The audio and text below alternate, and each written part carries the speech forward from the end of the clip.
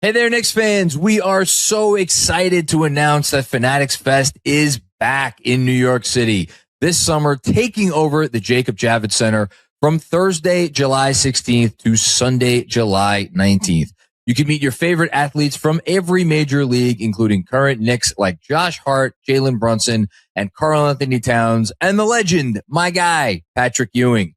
Catch live podcasts and panels featuring some of the biggest names in sports, while experiencing interactive activations from top leagues and brands. You could also grab exclusive merch and discover one-of-a-kind memorabilia from sports and entertainment, buy, sell, and trade collectibles with hundreds of top dealers, and best of all, connect with fans from around the world who share your passion for sports. Tickets are on sale now at fanaticsfest.com, and when you use that promo code KnicksFilm10 at checkout, you will get 10% off your purchase. How about that? It's an extra day of the world's #1 sports fan festival coming together under one roof, and you will not want to miss it.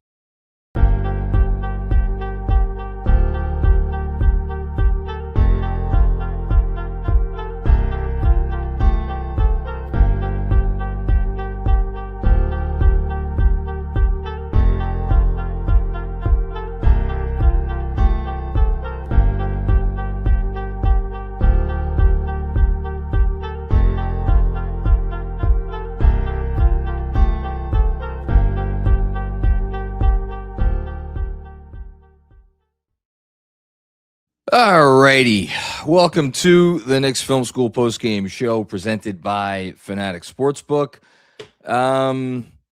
My sincere condolences / apologies to anyone who stayed up late to watch that, and even more so because I just happened to hear from a couple of fans who either were going to the game tonight.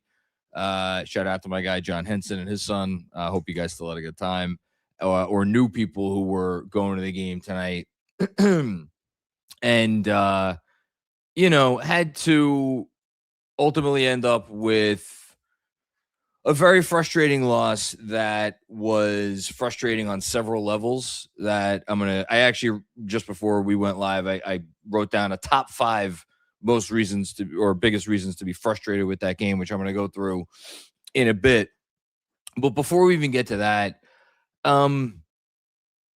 just really, it stinks to go 0 for LA, because I thought the Knicks, we were all singing hosannas after the Denver game, as we should have.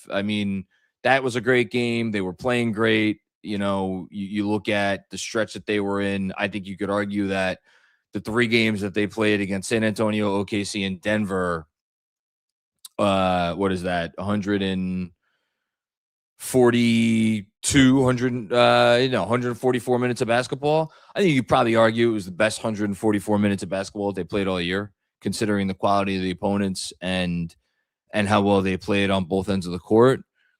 And you looked at this little mini trip to LA, you figured just obviously, everybody would have loved 2-0, but you would just get one of them. Get one of the games, keep the momentum going, either beat the Lakers, keep the streak going, and then all right, you fall in the second night back-to-back against Clippers, understandable. Lose to the Lakers, all right, that's fine. Make it up tomorrow night against the lesser LA-based team, and you came out of it 0 for 2, so that's bad enough. So it's like a lot of the momentum you gained during that nice stretch has kind of dissipated now, but more than that, it was as it usually is with this team, as it almost always is with this team, it was the how more than the what.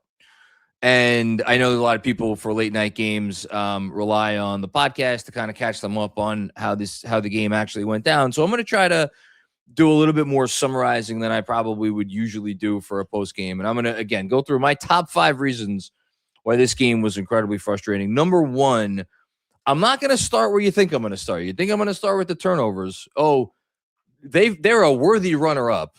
Don't get me wrong, and we're going to talk about them in a bit. But I'm actually going to start with the defense. And because the one, even in the Laker game, the one refreshing thing, the one silver lining, if you will, about the Laker game was that they stayed in it until the very end on a night when they could not do anything offensively. And it was purely because of their defense. And this has, been what are we now at? 22, 23 games, I think, where their defense, with the exception of like 2 games, has been absolutely top notch. And I think this is the first time in a really long time you saw that defense let up in a way that was, I don't want to, it's not unsettling or anything like that, but like it was, unfortunate because this Clipper team is not a great offensive team. And we're going to get to the shots that they made, but I thought like this Knicks defense should be able to defend the Clippers straight up. And you could tell they like started to let go of the rope. I thought at the end of the first half, I thought there was some effort stuff there. And again, how many times over the last like 2 months or a month and a half, whatever, have you been able to question the Knicks' effort? I thought you could question their effort a little bit on the defensive end, but I also thought they were doing some nice things. Like a lot of my notes early in this game was how well I thought Karl-Anthony Towns was defending. There was a switch that he got on Darius Garland, which I thought he was really, really good on. I thought there was some nice aggressive Karl-Anthony Towns D when he popped out and it led to a Mikal Bridges steal. He had that nice block on Ben Mathurin late. But they were, for most of the game, they were playing him in drop. And it got to the point where they were like so scared of cat and drop because of what Kawhi was able to do against him, and I guess to a lesser extent Mathurin, that they started resorting to these double teams at the end of, or at the beginning of the third quarter. And I thought it was just absolutely atrocious. And it was like 3 straight possessions or 3 out of 4 possessions. And that's when the lead really ballooned to, I think, 15. And it was ultimately too high of a mountain for them to scale in trying to come back once they actually really turned their effort up in like the second half of the third quarter. And I just didn't get it.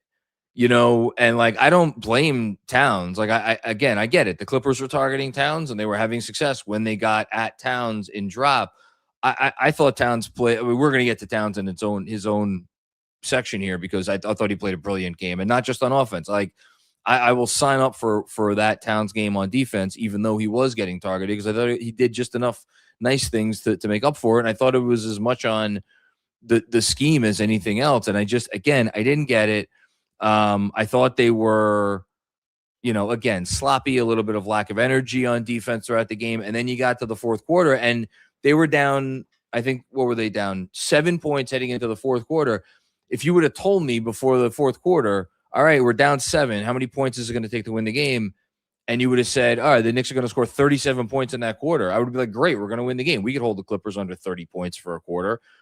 And they shot and they hit 38. Now, the fourth quarter, like, and this is the other part of, like, I'm still on the first point, by the way.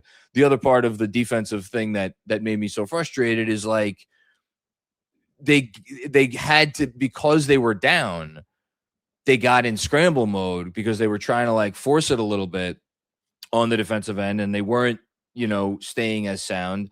And the Clippers got open threes, and literally every open three that the Clippers got in the fourth quarter, they hit. I'll look up actually right now what their 3-point percentage was in the fourth. If it was not over 50%, I would be absolutely floored. It felt like it was about 70%. Here, fourth quarter shooting, Clippers 6 of 9, of course. Yeah, so just under 70%. And it was just every time the Knicks got they said it on the broadcast. Mike Breen kept saying it. Every time the Knicks got a little momentum, the Clippers had a big shot. I thought the Brook Lopez deep three was probably the biggest one of them. So it was just really, really, really, really the most frustrating defensive game that they have had in, for me, like almost 2 months. So that's why I started with the defense. But hot on defense's tail, number 2 on my top 5 list is the turnovers. So one game after the Knicks committed 19 turnovers and set a season high for turnover percentage, they literally one up themselves and committed 20 turnovers in this game. And man, it offense wasn't the problem. When they actually got shots up, offense wasn't the problem. Knicks shot 51% in this game. we could talk about the 3-point shooting because it was just absolutely god awful for the first 2.5 quarters. And again, that contributed to why they got down so much. For 2.5 quarters, this was a mirror image of the Laker game. Tons of turnovers, tons of good looks from three. None of them went in. Defense was mostly passable, but less so than against the Lakers. And it was just incredibly frustrating. And then the threes actually started to drop. They scored 118 points in the game, and to have 20 turnovers and score 118 points, like scoring on this Clipper team, it was not an issue for them. And to just be that careless, that sloppy with the basketball, and I can't blame any one person. I mean, just go down the list. OG 4 turnovers. I'll get to OG in a bit. Cat 3, Hart 3, Brunson 3, Bridges 1. Might have been more if he had played more. We're gonna get to him in a bit. And the one he had was bad. DOR with 2, Clarkson with 1, Shamet with 2. So that's 19, and they must have had a team turnover in there somewhere. So really the worst ball control the Knicks have shown. It wasn't even ball control is the wrong word, because ball control, indicates that it's like sloppiness. This wasn't sloppiness. This was poor decision-making. And it was poor decision-making across the board. And what makes it so much worse than yesterday is that Jalen Brunson and Mike Brown, both of them literally stood up there after the game, and they phrased it in different ways, but Jalen Brunson talked about controlling the controllables. Mike Brown said we did not give ourselves a chance to win the basketball game, really, at any point. What they were talking about was a little bit of like they didn't get to the 50-50 balls, but the turnovers. They were talking about the turnovers, and to come out there the very next night and do the exact same bullshit, just really, really, really, really frustrating to see that 2 nights in a row. Maybe I should have put turnovers number 1 over the defense, but flip a coin. They were easily the top 2 most frustrating parts of this game for me. And just a word on OG. Look, he finished with a nice stat line, 22 points, 8 of 15 from the field, 6 rebounds, couple steals, couple assists, and the 4 turnovers that I mentioned. I thought he came out at the start of this game, and the Knicks went down 9-0 early because they're the Knicks and this is what they do. And I thought that the biggest reason why was that OG started this game with the mentality of like, I'm gonna show my guy, Kawhi Leonard, his former teammate, the guy that we know he compares himself to, and who, by the way, he looked like in Denver not long ago, whatever it was, 4 days ago. He's like, I'm going to show my guy that I'm on his level. And I thought he just started out the game not with a team mindset, and it was more of an individual mindset. And I thought it really hurt them, missed some makeable shots. I thought he gambled a little bit too much on defense. I actually did not. I'm not going to blame him for not being able to cover Kawhi Leonard one-on-one. I mean, nobody can do that. But I did not love OG Anunoby's game. I'll just say that. And yet you could argue that he was like the 3rd or 4th best Knick because of what very little they got elsewhere. So I wanted to say that. Okay, number 3, Mikal Bridges. So we'll get to the bench as the next point, but let's stick with Mikal for a second. So OG, despite my little lament there, was okay. He was fine. It was good. It was 22 points. He did what he had to do. Put the beginning of the game aside. Cat, we're going to get to. He has his own point. It's a good point, to be clear. Brilliant. Absolutely brilliant. I'll save my Cat thoughts for a minute from now. Brunson did some nice things. Also, some stuff that is going to frustrate people. Some stuff to pick at. Hart did not love his game overall, but at least he brought the energy. Those 4 guys, those 4 collectively, mostly because of Towns. If you just add up those 4 guys played well enough to win the basketball game. Just doing what they did. If you put their 4 games together, most of the time, that's going to be enough to give you what you need. The 5th starter is Mikal Bridges. And you did not see Mikal Bridges on the floor for the last however many minutes of the game because Mike Brown decided to close with a guy who finished this game 3 of 12 from the floor, missed his first 8 shots from the field. And yet, I don't know that there's a Knicks fan alive who questioned that decision. And that tells you all you need to know about how Mikal Bridges was tonight. And look, we've had a lot of Mikal Bridges discussions. I opted not to have one last night because I said I was going to give him a pass because I probably didn't give him enough praise for the Denver game and for generally how well he has played since the All-Star break. These are the little stretches that drive people absolutely fucking crazy. And I don't blame anybody because, 26 minutes, just an invisible 7 points on 3 of 8 shooting. At 7 rebounds, okay, 4 assists. Look, is it a little bit of bad luck? Minus 17 in 26 minutes? Sure. Probably a little bit of bad luck in there. It is what it is. And Mike Brown told you what he thought about what it was tonight. And it's just I had to make Mikal his own, get his own spot on my top 5 list, because if he plays the sort of game that I think the Knicks needed him to play tonight, even with what I'm going to get to on point number 4, I think they probably win the basketball game.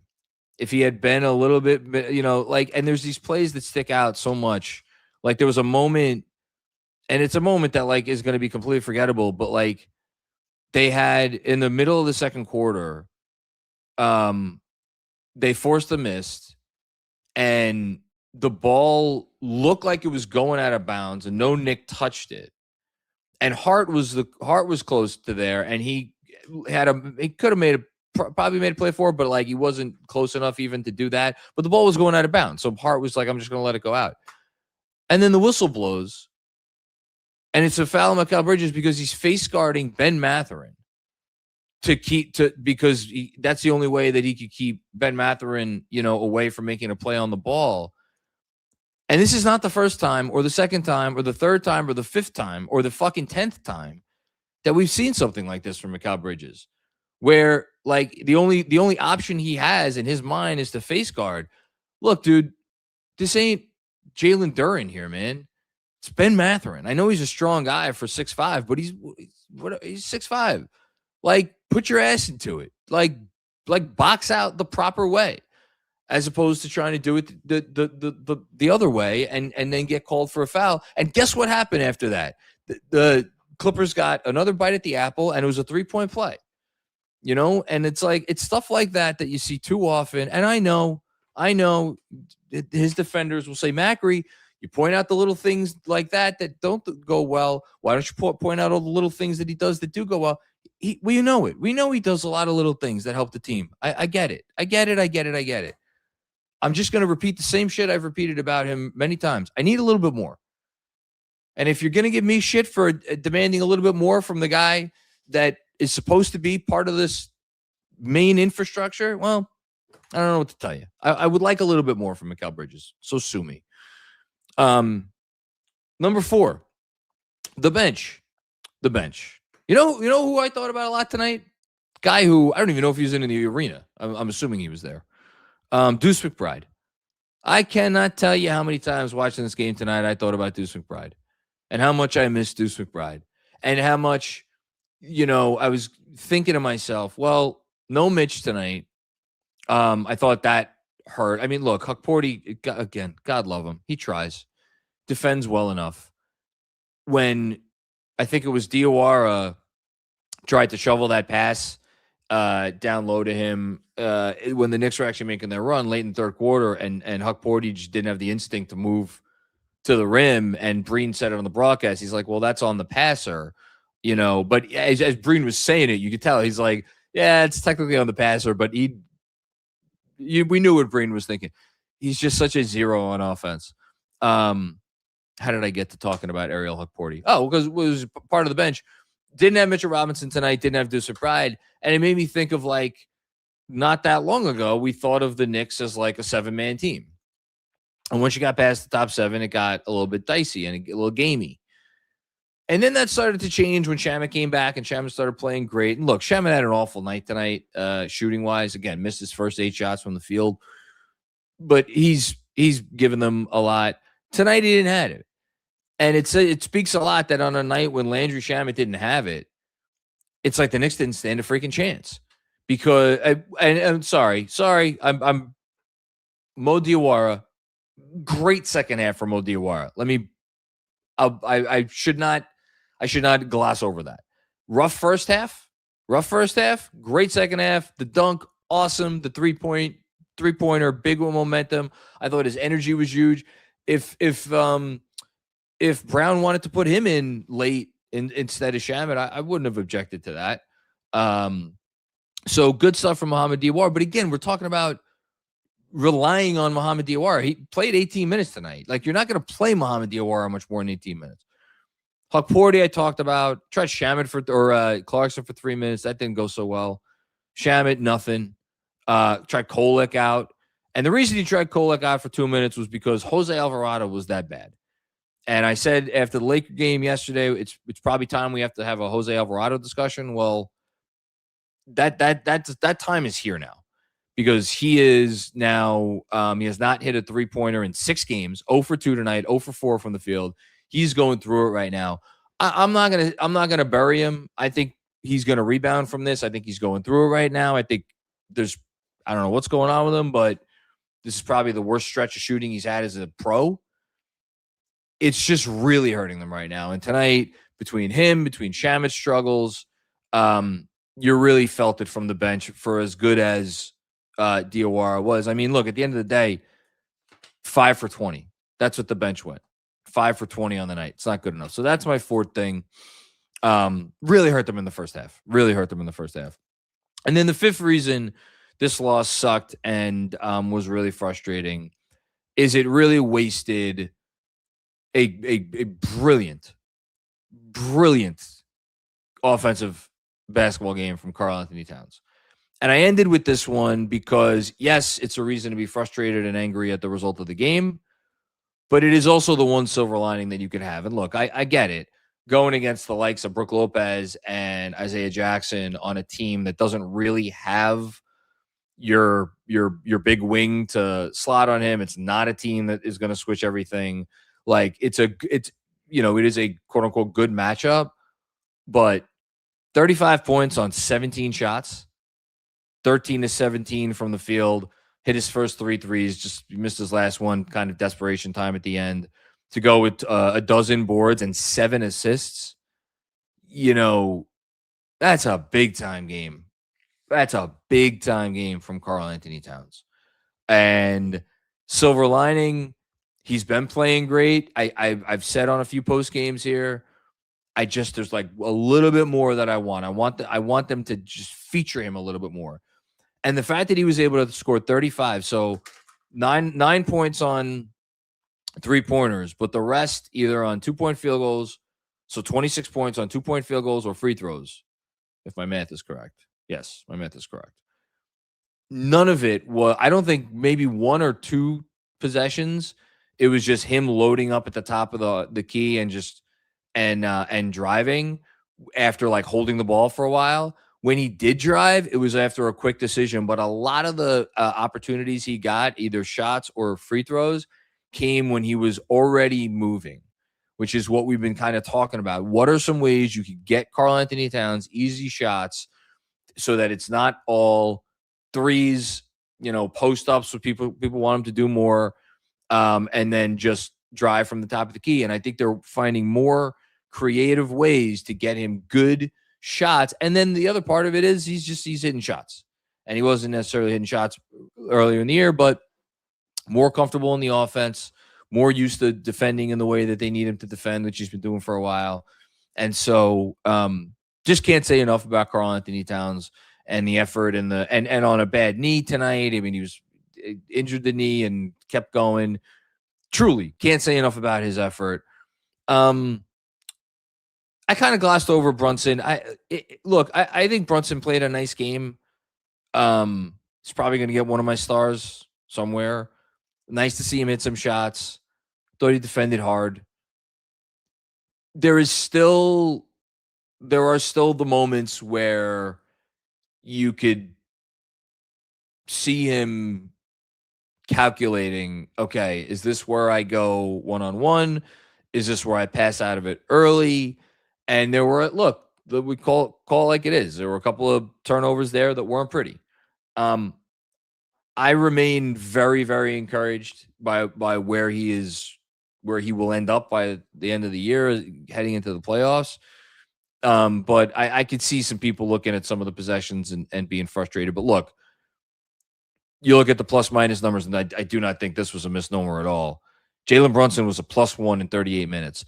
The real shame of this weekend in LA was, when you look at it in totality, if he doesn't play the 42 minutes last night, and I get it, Brown was trying to stay in the game, keeping Brunson in the game, beginning of the fourth quarter. I get it. If he doesn't do that yesterday, and I'm not blaming Brown for this, but just stating a fact, if Brown doesn't do that yesterday, probably would have brought Brunson in earlier in the fourth quarter. And they really, I thought, could have used him early in the fourth. There were some, a couple of shaky possessions. So, it is what it is. But just a really frustrating couple of days. Really frustrating couple of days for a team that had really, I think, gotten everybody fully back on board. I'm not changing my stance on the team.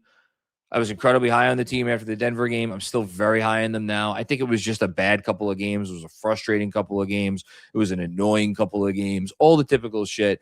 I don't view these games as like, oh, here come the bad Knicks again. Here come the Mr. Hyde, out of the shadows. I don't see these games like that. I'm frustrated by the loss, annoyed by it, but I think they're going to be fine. I think it'll be the right medicine to now play some teams that are not necessarily trying to win basketball games. And again, they showed that they could. And by the way, when they were putting forth full effort, like, this was a great ball game for a quarter and a half, and the Clippers just hit every fucking shot, which was, again, the thing that I will leave this weekend, other than the turnovers, with, is just all of the shot, like every big shot that either LA team needed to hit when they needed to hit it, they hit. So, okay. Think I got to everything. Let's check in on our best bets, presented, of course, by Fanatic Sportsbook. So, another 1 for 3. We did about as well in our best bets in LA as the Knicks did. Jeff had the faith. I love Jeff had the faith. Knicks only giving 2 points, so he took Knicks -2. That obviously did not pan out. Andrew took Clippers team total under 110.5 points. That has been Andrew's pet bet for a while now. For the first time in a while, it did not hit. And thankfully, we had Sean with a W.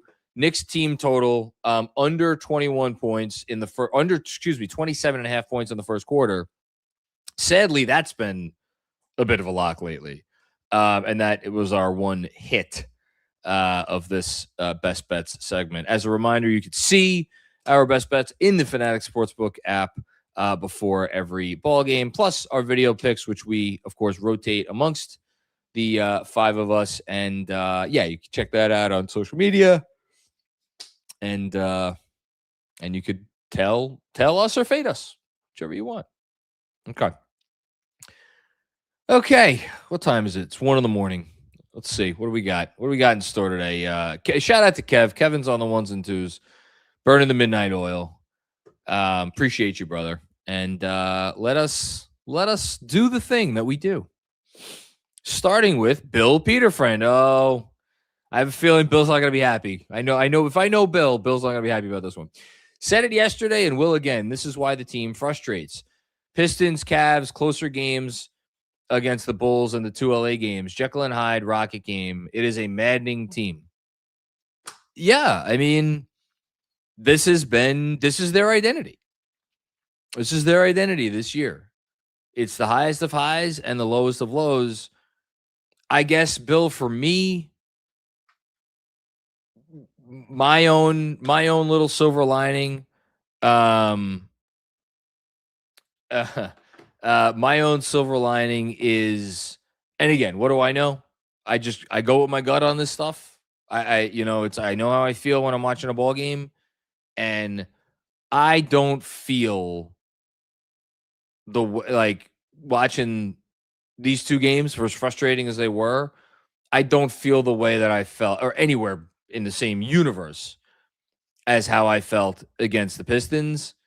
And honestly, not even against the Cavs. Like, there was something about the Cavs game. There was I don't know, maybe it was because it was so soon after the Pistons game and they didn't exactly cover themselves in glory in the two games between, because as you said, the Bulls game was too close and they had to come back against the Rockets. So maybe that's why the Cavs game left a little bit, more of a sour taste in my mouth than either of these LA games. But I don't know. I still think they're going to be all right. We know what their issues are. We know what happens when they prop up. I despite tonight, I still believe in the defense. I definitely believe in the shot making. Again, they didn't really hit shots in LA, and I definitely, here's one thing I 1,000% believe in. I do not believe this is a team that turns it over 39 times in 2 games.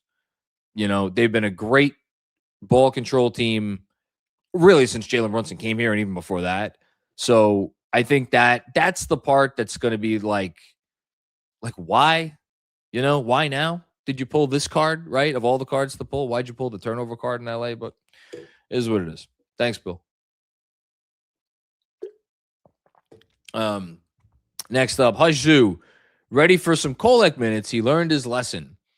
I mean, he got a little chance, had an assist.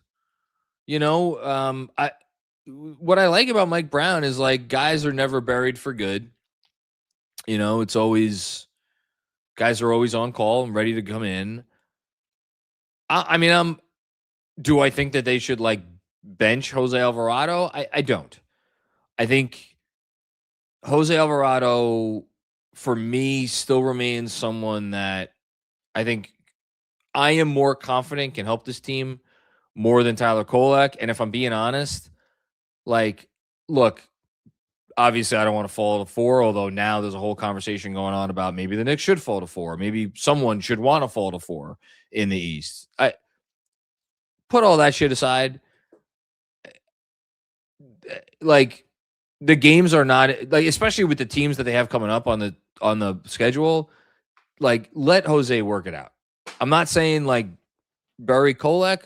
I'm happy he got a chance tonight, but you got to let Jose work this out. I think he's too potentially important to your team for the stretch run. Thanks, Hush. Michael Aaron, what's going on, man? Jose really cashed out all his threes in Philly. So Jose Alvarado, if you're keeping track, has now been with the Knicks for, this was his 14th game with the Knicks. 14th, right? He hit more than half of his threes in those 14 games in the Philly game. He had 8 threes in the Philly game. He has hit 7 threes in the other 13 games combined.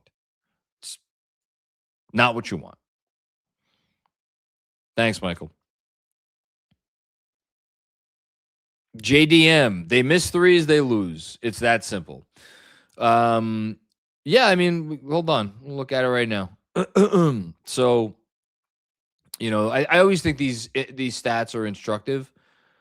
So in terms of volume, when they hit, I mean, there's not really a good line of demarcation. Well, actually, yeah, there is a line of demarcation. When they hit under double-digit threes in total, now obviously tonight they ended up hitting more than double-digit threes. They hit 14 threes.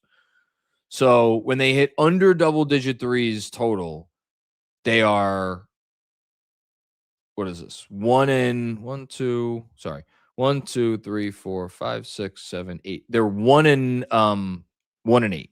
Their only win when they hit single-digit threes is against Orlando, which actually was the NBA Cup semifinal when they were, they only took 23s in that game, which is by far the fewest threes that they have taken all year. in terms of percentages, I mean, they don't lose, as is the case with most teams. When they shoot 45% or more, they don't lose. They literally 14-0. I think Andrew has been quoting the line of like, what is it, 34%, right? As the minimum. When they're under 34%, they have 3 wins and Jesus. I think 16 losses. Now, what percent did they shoot tonight? They were 35% tonight. So, like, little above that, but not much. Look, they're dependent on threes. They're dependent on threes, and it is, but it's just because that's Mike Brown's offense. Like, that's what they're being taught to do. I think Mike Brown is wagering that this is a good 3-point shooting team, and that over the course of, 82-game regular season and playoff series, multiple, it's going to work out for them. And I think it's a good bet. Like, even with tonight, they're 4th in the league in 3-point percentage. So, and they're 5th in volume. Like, how many other teams can actually say that they're top 5 in both? Let me see. Wolves, Hornets, Bucks, Nuggets. Hornets. Oh, no, sorry. They're not. My bad. They're not top 5 in volume. They're 8th in 3-point attempts. They're 5th in 3-point made per game. They're 8th in 3-point attempts per game.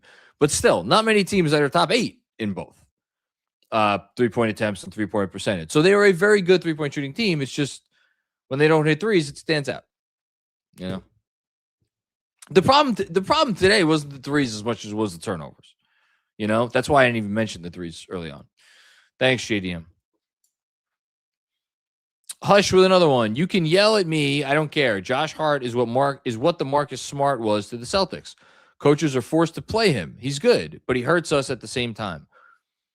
I wasn't in love with Josh Hart's game tonight. I thought I appreciated the fact that he brought energy in a way that the rest of the team was seemingly not bringing energy, which, by the way, is what Marcus Smart used to do for the Celtics. Like, he was the one guy you could always rely on him to bring energy. He still brings energy on the Lakers. Josh Hart, pretty much the same. He was grabbing, he was extending possessions. He was securing defensive rebounds. I thought he was a pretty good, well, no, actually, I was going to say he was a pretty good connector tonight, but can't say he was a pretty good connector when he turns the ball over 3 times. I didn't love his game because, to me, the effort and the energy is the baseline. That's the prerequisite. That's why, that's like the minimum. When Josh Hart plays well, he does that stuff plus other stuff. And I didn't think he did enough of the other stuff tonight. If you're telling me that, like, they're not going to win anything until they trade Josh Hart away, I can't sit here and tell you you're right or wrong. I just know, much like I know a lot of Celtics fans were with Marcus Smart, I love Josh Hart. I know he's not a perfect player. I know he doesn't always help them on either end, frankly, and I thought his defense was, frankly, poor tonight. Selfishly, I guess, because it's what I want, and who knows, maybe it's not in the best interest of them winning a championship. I don't ever want to see Josh Hart play for another team, not as much as Brunson. Brunson is the one guy that I would like. I can't even imagine him playing for another team. Josh Hart's the only other guy on this roster that I really, truly care whether he remains a Knick. I'm not disagreeing with you, Hush. That's just me. Appreciate you. Hush with another one. Don't get me started with Mikal. I said what I said about Mikal. That's the other part. And again, I'm not giving you shit, but like, and it's look, it's a, I don't know, it's not a straw man argument, but it's like, it would be disingenuous of me to be like you want to get rid of Josh Hart. Meanwhile, you got Mikal Bridges doing this bullshit. Just because you have other players on the team who are not always holding up their end of the bargain does not mean you have to continue to invest does not mean it is necessarily the right move to continue to invest in Josh Hart. I personally believe it is the right move to continue to invest time and energy in Josh Hart because I just think that that's the right thing, and like irrespective of anything else. So I'm not going to make a disingenuous argument, but yeah. Thanks, Josh. Robert Cross, what's going on, man? First time, long time. It's your boy John. Can we play Mo Diawara more? I mean, I think he played a season high tonight. If it wasn't a season high tonight, it was close. Second night of a back-to-back. Unpopular opinion. I would like to see Kolek more as well. Well, listen. If a player was drafted by the Knicks, we know you want to see them play 35 minutes a night. Whether it's Mohamed Diawara, Tyler Kolek, Ariel Haporti, Hakoum Dadier. I literally, so being behind the scenes, me and Robert were DMing a little bit. I've been busy. I owe you another DM, but we were DMing a bit after the Denver game, and he was telling me, he was saying like that you should play Dadier more, and I could not tell if you were being sarcastic or not, genuinely, because I know you love your homegrown Knicks. Yeah, he could have played more tonight. I wouldn't have hated that. Gave him good. I mean, it was a rough first half, but gave him good energy. One guy was hitting shots tonight, other than Cat, like from outside at least.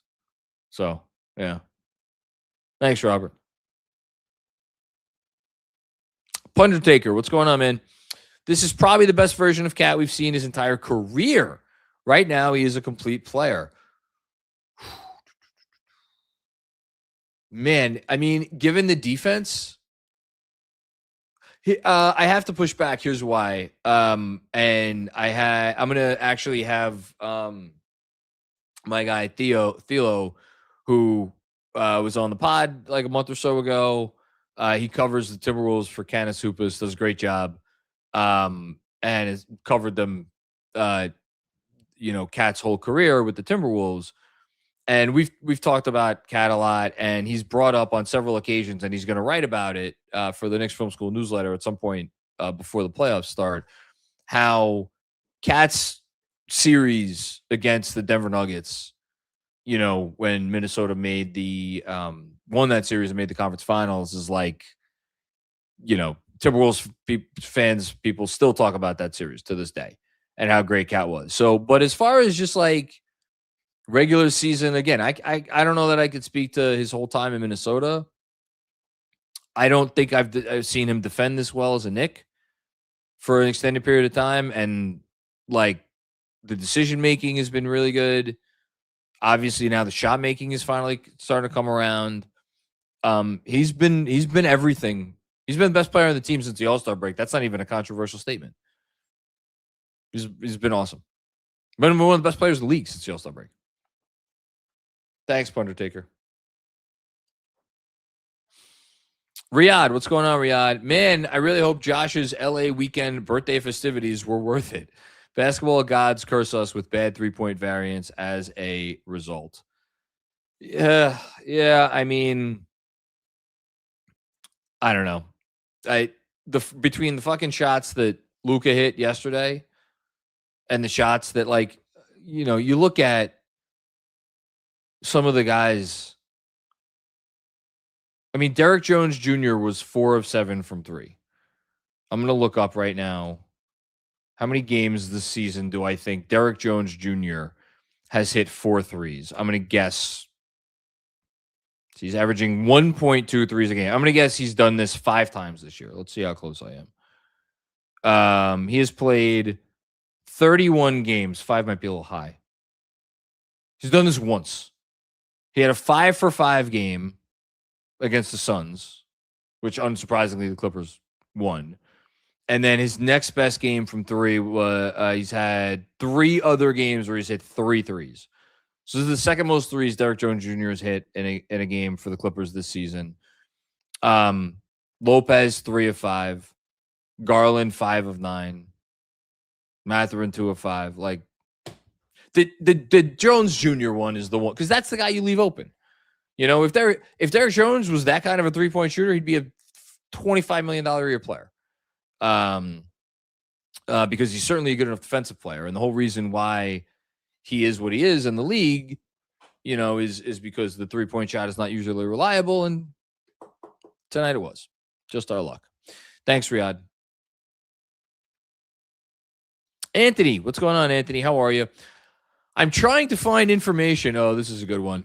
I wish I had a chat of the night to give away tonight. I'm trying to find information that will lead to the whereabouts of Mikal Bridges. This team is too inconsistent. We're probably going to drop to 4th in the standings now. They just might lose to the Jazz. No. That's crazy. I mean, look, I was about to say that's crazy talk. Nothing is crazy talk with this team. Truly, nothing is crazy talk. I think they're going to be fine. I think I'm personally not drawing conclusions from this weekend as far as like they're going to start plummeting like a rock. Look, they're tied in the loss column with the Cavs. Obviously not ideal. Cavs do not play tomorrow night. The Knicks, the Cavs and the Knicks both have 2 of the 3 easiest schedules left in the NBA this season. The Knicks also, I should note, I tweeted about this morning. They've played the most games in the league. So not that that's an excuse for like them being sluggish kind of for 2.5 quarters tonight, but it is what it is. I think they're going to be fine. I really do. I promise you, I'm not saying this to try to earn back some goodwill after, my crash out after the Pistons game. I really do believe it. I don't get the feeling, even watching these 2 games, as frustrating as they were, that we're about to go on some kind of free fall or they're going to forget all the good things that they were doing. I think they've been defending too well. I think tonight was a one-off. I think they got a little spooked with Kawhi and the different things that the Clippers were able to do. And I think they'll get back to defending really well.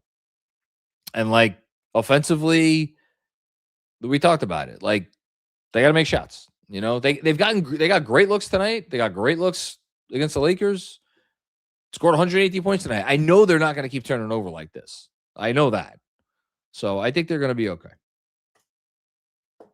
Thanks, Anthony. Kings of Leon Rose. Why double Kawhi Leonard so high? At least Cat is scoring. Yeah, I didn't get it.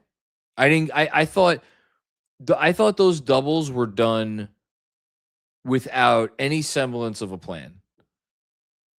Any semblance of a plan. And I don't know whose fault that is. Maybe it's someone went rogue. Maybe it's multiple players went rogue. Maybe it's Mike Brown. I don't know what it was. Abhorrent. But easily the most frustrated I've been with the defense since mid-January. Yeah. Thanks for the contribution there. Dan Hidalgo could have used Mo to close. Landry didn't have it. Landry had a late turnover too, right? I was in the 4th quarter, if I recall correctly, when he was trying to get it to someone in the corner, and terrible timing. You could have closed. I mean, look, Mo or Shamet did hit 3 threes, when they started, from the mid third quarter on. I just think Mike Brown has a lot of confidence in Landry Shamet, and I don't blame him for it. If he would have rolled with Mo there, I wouldn't have minded it at all. Not one bit would I have minded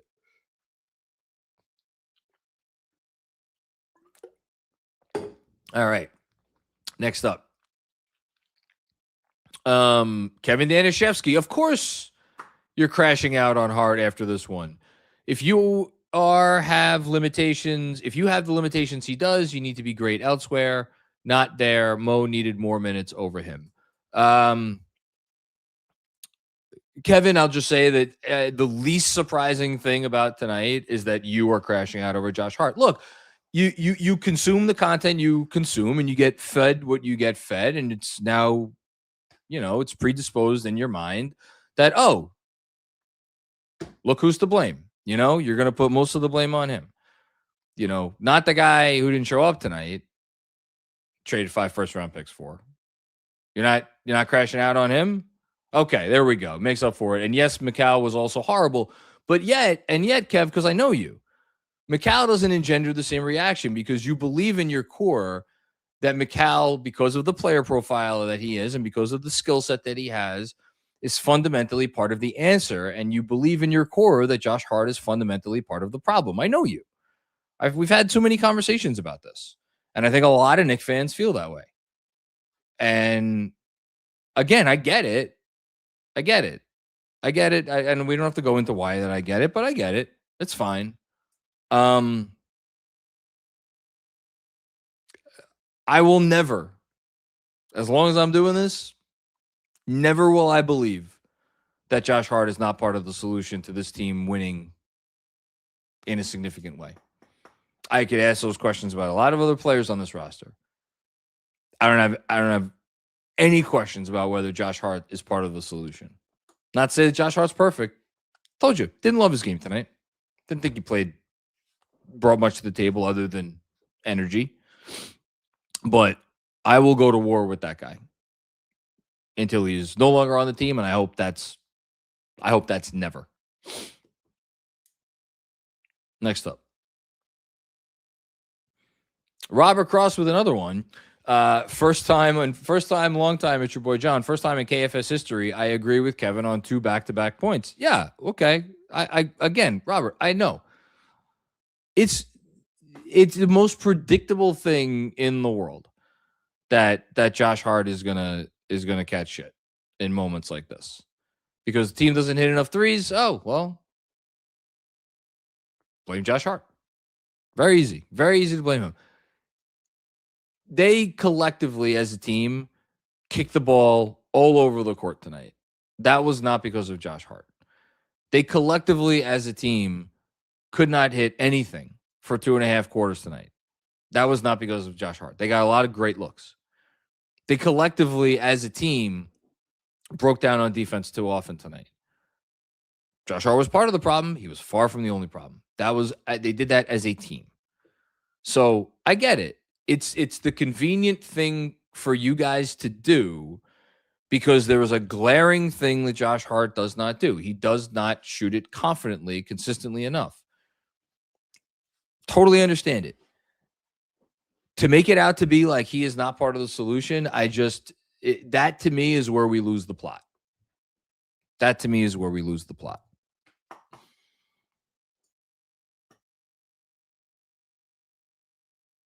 Undertaker with another one. As frustrating as this loss was, I thought this was one of the best games our big three has played together. Yeah, I mean, I was a little colder on OG, I think, but I said it was an okay game. Cat was spectacular, and Brunson, the shot making came back around, which is probably the most important thing for him personally. So, yeah, it was good to see that, and definitely it was great to see Brunson and Cat both have great halves because I feel like, I don't know, that's rare.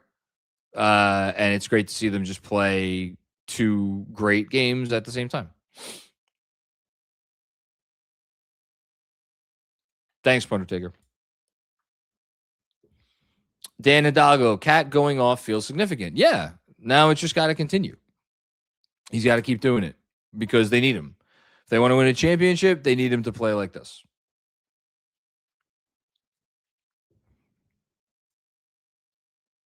Guy Huber, then. What's going on? Need Mikal and Hart off my team next year. Okay.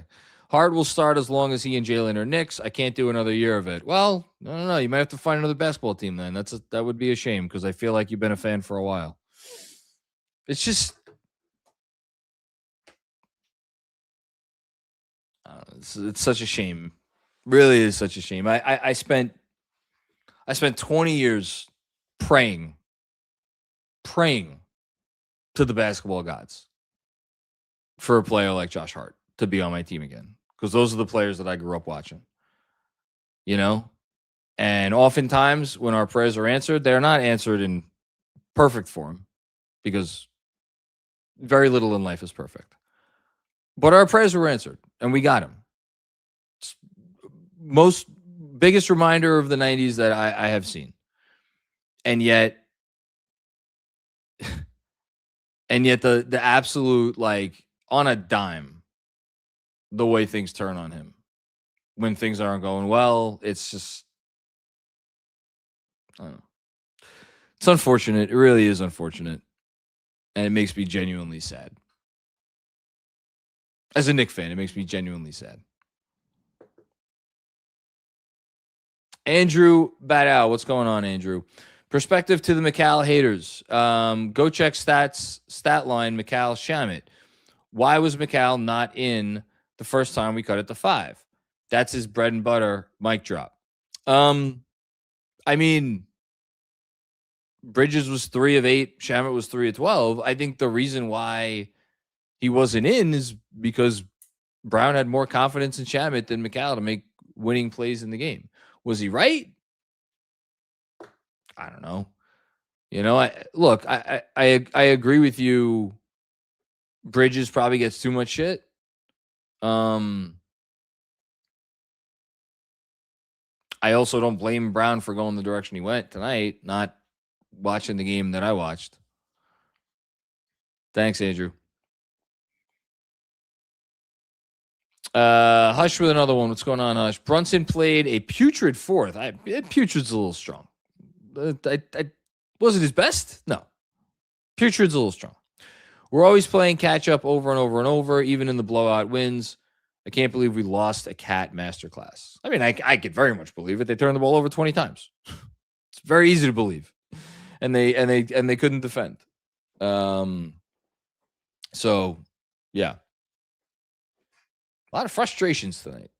Not shocked. I knew if they lost tonight would be like it is. Z Raheem, I think Mikal Bridges just got killed on another screen. Yeah, look, it's again we know Mikal plus Cat in drop is not a recipe for success. We knew that last year. We know that now. There's a reason why they try to stay away from that. They can't always stay away from it. It's tough sometimes. It's tough. Thanks, Z. Hannibal Miles, lowest IQ game of the season.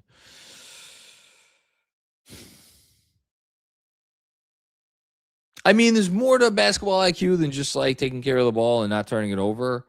I personally think they have had games that I would define as lower IQ.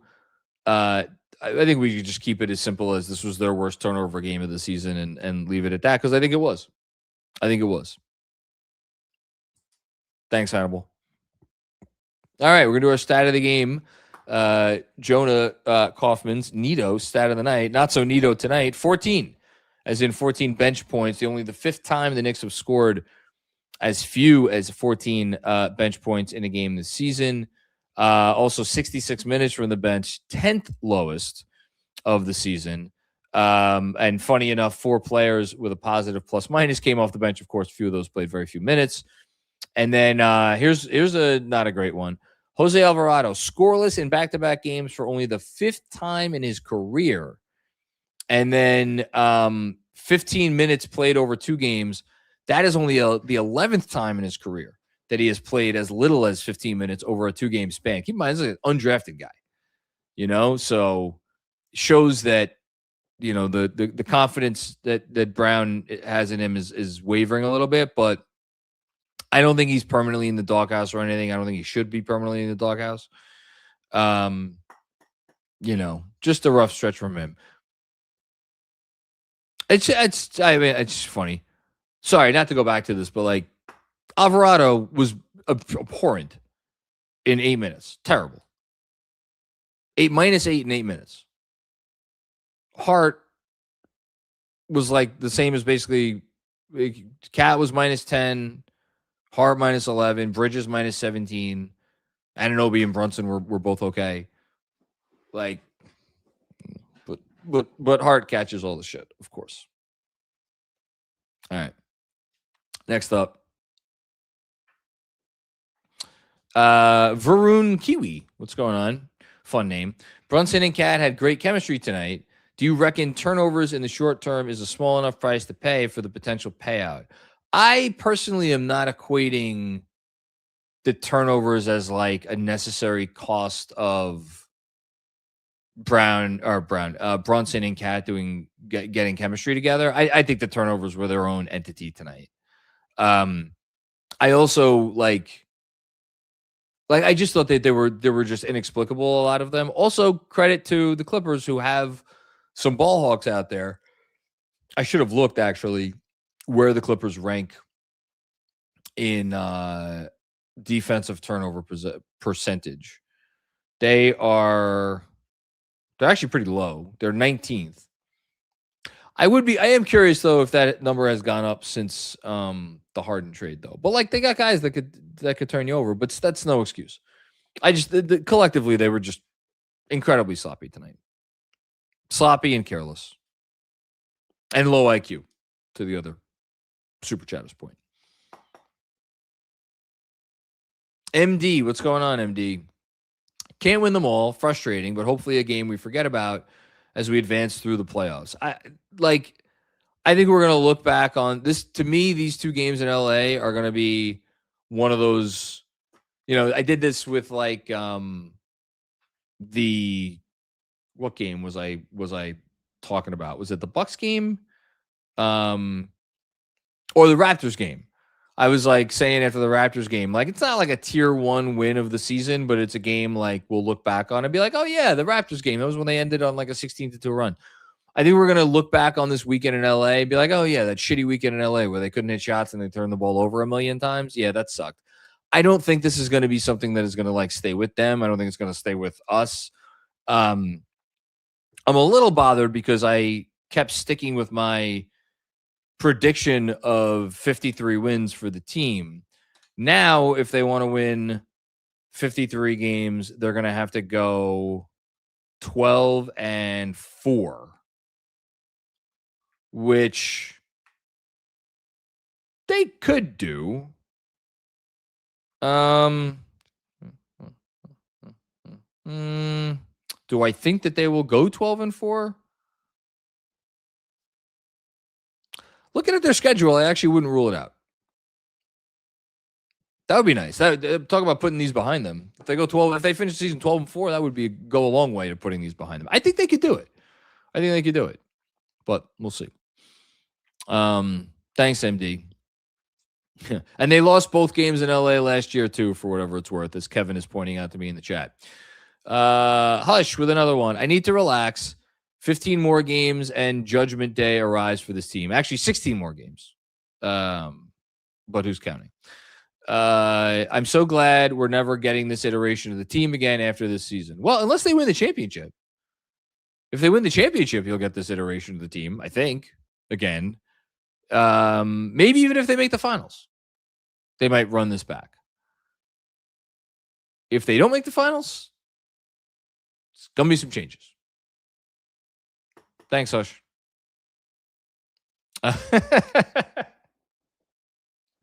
This is my favorite chat of the month from Dan Hidalgo. At least no one's overreacting. I hope I'm not overreacting. Am I overreacting? Man, the hard stuff just sends me to a very dark place. Very dark place. Thanks, Dan. Frank Miranda, what's going on, Frank? How you doing, brother? What's up, Mac? It's your boy Frank from Patreon. No more cat slander from this guy. It's time to redirect the energy towards, drumroll please, Mikal Bridges. He is a 2-pack of ass with a side of hot sauce. I'm sorry. Roberto Duran, this starting lineup, no mas. Well, look, the starting lineup we know is definitely no mas. 2-pack of ass. He's when Mikal Bridges is frustrating, he's really frustrating. When Cat's frustrating, he's really frustrating, That's the thing about those guys. And the fact that they came in the same summer, it's just bad luck. No, I think Mikal Bridges has had a really nice year, but I'm purposefully using that terminology. It's funny. I don't know that a single Knick I would say has had a great year. Deuce was having a great year and then got hurt. Mohamed Diawara is having a great year relative to expectations. I don't think I would say a single Knick is having a great year. I think there have been great things about certain years from certain Knicks. But, you could probably argue that of the 5 starters, this is a crazy thing. Hey, I'm going to watch this. I'm going to give Mikal a backhanded compliment. You could argue that Mikal Bridges has been the most consistent of the 5 starters, given the fact that A, he plays every day, and B, for as much as the low points are really frustrating, they really are not that frequent. I went through how often he shoots it pretty well on yesterday's show. And yet, there is not 1 ounce of me that thinks he is having a great season. And I think he is definitively the 4th best player on the team, if that. And again, if we do our importance rankings, how important is Mikal Bridges to the Knicks? It's tough for me to put him very high, which is, I don't know what that says about the trade that brought him here, but probably says something. Thanks, Frank. Appreciate you, man. JDL, thanks for the contribution. I don't know if there's oh, here we go. Thank you. First time, long time. Thanks. Well, thank you. Sincerely asking, do you think having Cat and Drop was the scheme? I just assumed he was falling back on bad habits. I agree. Brilliant offensive game, but seemed lazy on defense. See, but this is the weird, and look, I was about to say, this is the weird thing about Cat, which if there's ever an autobiography, not an autobiography, thinking of names for Cat's autobiography, that's a fun exercise. If there was a biography written about Cat, it would be entitled, see, that's the funny thing about Cat. He was super aggressive tonight at times. Again, he was up at the level, on that first quarter or early second quarter turnover. Mikal Bridges got the steal, but I thought that was really Cat. That was the aggression led to it. I thought he was good on a couple of switches tonight. I thought, yeah, but to answer your question, JDL, do I think having Cat and Drop was the scheme? I don't know. Maybe it was, maybe it wasn't. Maybe he completely took things into his own hands. I don't know. We know, I've quoted the Cats Edwards article several times this year. I don't need to quote it again. We know Cat kind of does his own thing on defense sometimes. But here's the thing. Based on how well he has been defending and how well he has bought in over the last however many games, it doesn't seem like he's taken matters into his own hands recently. So I think if I had to guess, if you're asking me to guess, my guess is that tonight it was the scheme purely because they were comfortable helping off of certain guys. Because I think if you're going to play the Clippers, I think there is an argument that you should help off of the Derrick Jones Jr.'s of the world, and the Chris Dunns of the world. Those guys, Derrick Jones Jr. played 34 minutes. Chris Dunn played 29 minutes. So I'm pretty sure that at all times or almost at all times, one of those guys was on the court. You could help off of a Batum at this point in his career. You could help off of a Jordan Miller who doesn't really have a track record yet. There's always going to be a guy in the Clippers that you could help off of and then hustle to recover. I would obviously need to go back and rewatch all the defensive possessions to see okay, were they actually helping off of those guys at all times? I mean, the fact that Derrick Jones Jr. attempted the second most threes on the team tells me that they were helping off of him a fair amount. And actually, the number I should have looked up before, like an asshole, I didn't, is what's the most threes he has attempted this year? Yeah, this ties the 5th most threes he's attempted this year. No, sorry. That's 2-point shots. No, sorry. This ties the most threes he has attempted this year. He's only taken 7 threes 3 times this year before tonight.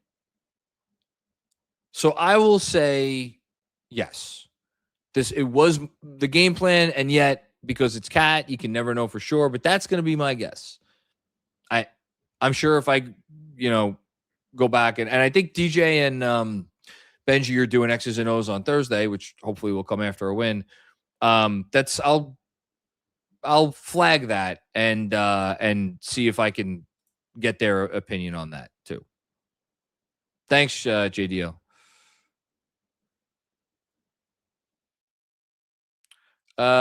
Joseph Sokola, what's going on? Thank you for the very generous contribution at almost 2 a.m. It is definitely appreciated. I honestly don't want to crash out because they don't deserve it. 20 turnovers, I feel like a fool for believing again. Every high is followed by ridiculous lows against inferior teams. Proud of Cat for continuing his resurgence.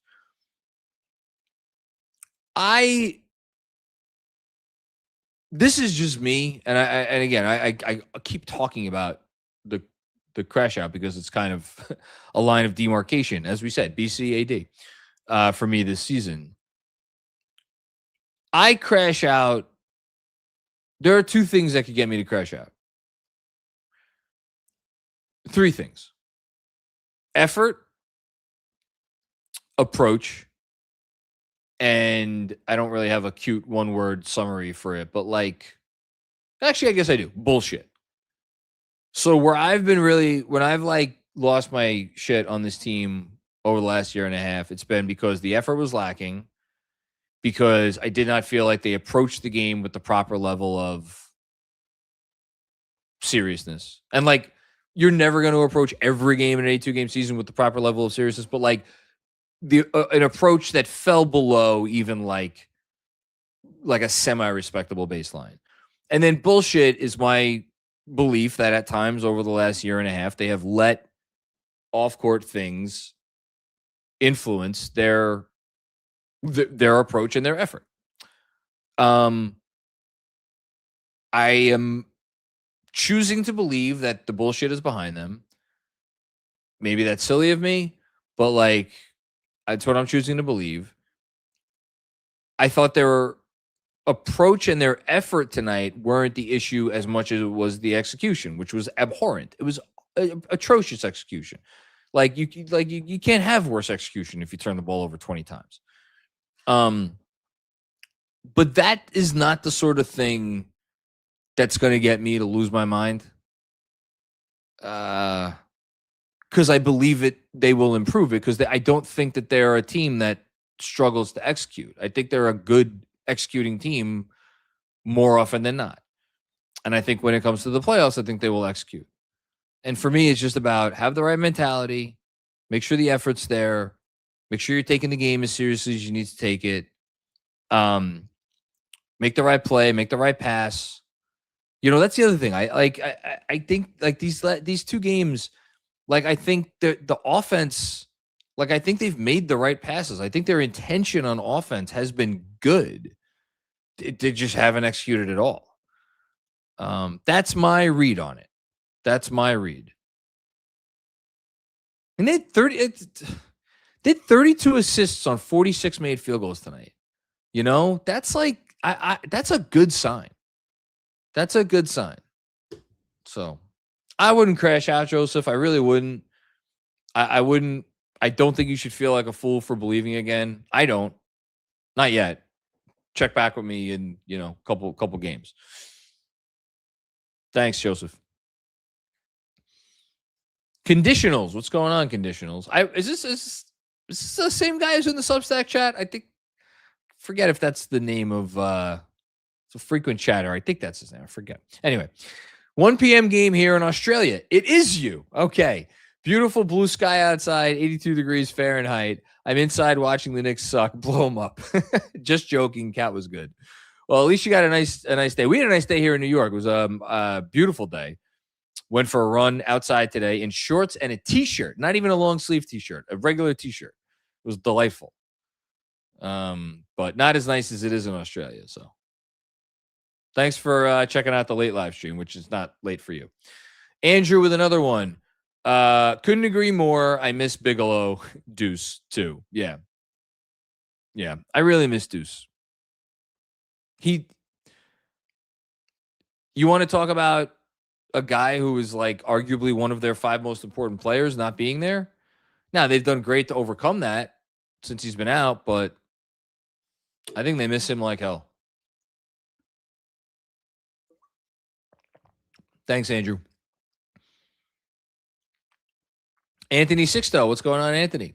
Big picture, what does the ideal final stretch look like? What are the real tangible takeaways you want to see with what's left of the regular season? Well, I think the most important thing that we could have hoped to see down the stretch we're seeing right now, and that's Karl-Anthony Towns on offense, and also the defense. Like if the defense stays like it's put today aside, if the defense stays like it's been, and Cat keeps playing like he's playing, I'm not going to say that I don't really give a shit about anything else, but like those are by far to me, the 2 most important things. Because everything else, like, look, I've defended Josh Hart a lot tonight.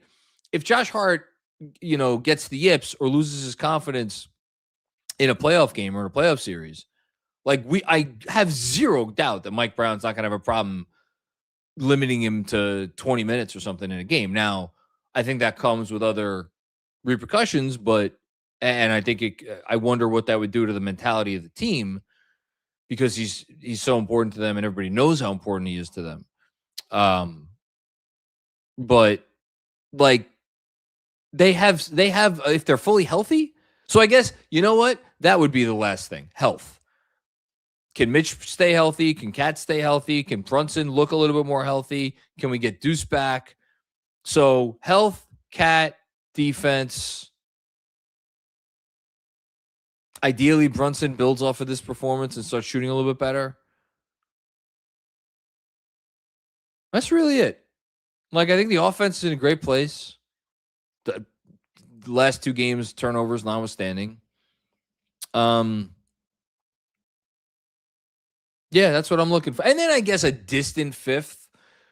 I don't even know how much this matters because Deuce is going to be back. I hope if Deuce comes back, this won't matter as much. I would like to see Alvarado get going. I really do believe Alvarado is going to be an important player for them, even if it's like 12 minutes a night. But so yeah, that's where I'm at. Bridges and OG and Hart, they're gonna do what they're gonna do. I don't. Whatever those 3 guys do from now until the end of the regular season, I don't really, isn't gonna move me. Thanks, Anthony. Hey, what's going on, man? My guy, Vic. Sometimes OG's hands can remind me of Nerlens Noel. Yeah, unfortunately, he's pretty good though. Better than Nerlens Noel. And Bill Peterfriend with another one. Always appreciate you talking us off the proverbial edge. Listen, I don't always do it, as we know, but I will always call like I see it, even if it's an unpopular opinion, and trust me, I was yesterday. I said that was like in many ways the most painful watching experience I had. Tonight, I don't know if it was more frustrating than painful, if that makes any sense. Because it was like this again. It was the same shit again. But I'm not worried. I'm not worried. Standing my ground. Not worried. Thanks, Bill. Danishevsky. When did I say that Hart was not part of my solution? Come on, man. I've even called for Mikal to be benched. As you said it, and you said it, he's my guy. Then forgive me. That was the impression that I got. And that is the impression that I get. I mean, look, I know you want the starting lineup changed, which, by the way, I would be fine with. I've said it all year. I'd be fine with the starting lineup change. Now, you've said Mikal could be benched, but I don't know. I don't know. I guess I don't know why of all the players that played in the game tonight, that Hart is the one that is standing out for some people as the biggest problem. You know, like he's definitely not at the top of my list. Not in this game, because at least he did. He affirmatively made a positive contribution to the basketball game. And there were a lot of other guys who not only did they not make a positive contribution to the basketball game, they actively detracted from the basketball game. Again, Hart didn't do the extra stuff that you need him to do or you want him to do ideally. And that's why I didn't, like I said, I didn't love his game. But I don't know. It was strange to me to hear him singled out. But thanks, Kev. Sorry for mischaracterizing anything you said. JDL with another one. Any theories as why they have these occasional weird games where turnovers are terrible or unforced? I hope they partied in LA and that explains it. I don't know. But that would explain the Laker game. It wouldn't explain this game. I mean, unless they went out, I don't have an explanation is my short answer. I think it's probably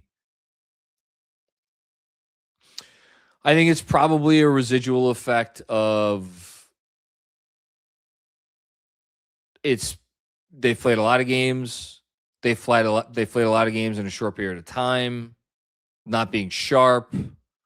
You know, I mean, they were on a back-to-back. I understand they played yesterday afternoon, but still back-to-back. Maybe a little bit of, still kind of getting used to the offense. I mean, I'm just making excuses. I think it was just a shitty game. That's all. I think it was a shitty game. Thanks, JDL. Andrew Badow. Sheesh. Some must still be on a Villanova wait list. Yeah, I'm as frustrated with Mikal as anyone. I let him have it earlier. He's had a really nice season. I think he's going to be fine. I think Hart's going to be fine. Hart does need to get his shooting confidence back, though. What did he take? Took 3 threes? Yeah. He's got to get that back. He's not shooting with confidence right now. Thanks, Andrew. Super D-Man. Thanks for the contribution. Oh, here we go. I will judge this team come playoff time. Me and you both. And that is how they should be judged. Because honestly, none of this shit matters. What starts, starting on April, whatever it is, 15th, 16th, 17th, whatever, that's when it matters. Bridges won both Boston games for us last year. Let's go Knicks. Love your community, J-Mac. Well, thank you very much.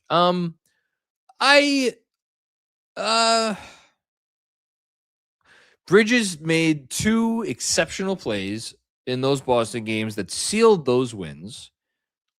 He also had some very big fourth quarters in the playoffs. And he proved that even when he struggles, you still never count the guy out. It doesn't matter if he's having a terrible game. He could still come up big for you in the fourth quarter, which is I think that's probably the best argument for anybody who's like, you shouldn't be benching the guy late. The irony, of course, is that who is the player probably most prominently that the front office maybe had in mind when they're like, with the coaching change? And who's the guy that figured to benefit the most from the coaching change? It was Mikal Bridges. And yet, OG ain't getting benched down the stretch. That has not happened once. Has Brunson? Nope. Cat happened what? Twice this year, I think. Hart a couple times too. Also 2-3 times maybe. Bridges, it feels like he's leading the team of the starters in late game benchings. Thanks, man. All right, that's it, Kev. We're good. All right. And it's barely 2 a.m. Who's better than us? Kev, seriously, thank you for staying up late and burning the midnight oil with me. To the 742 people watching, I assume some of you are watching not locally. If you are watching locally, all my love out to you for sticking with us until the wee hours. Be sure to check out more Knicks Film School content, which is coming your way very soon. We got a bunch of stuff planned for the rest of the week. We'll obviously keep doing, the post games, although I think I'm off the post game on Wednesday. I think Andrew and Sean have that. So just you could note that on your calendar. Like I said, DJ and Benji, X's and O's coming on Thursday. Oh, I'm recording with Jeremy, of course, tomorrow night. Duh. I have live weekly recap with Jeremy tomorrow. So we got that. All kinds of good stuff coming up. Make sure you're following us on your socials at Knick Film School, SKOOL. You know where to find the bonus content and all that great stuff. But it's late. I'm going to get out of here, and we will see you guys when we see you. Peace out.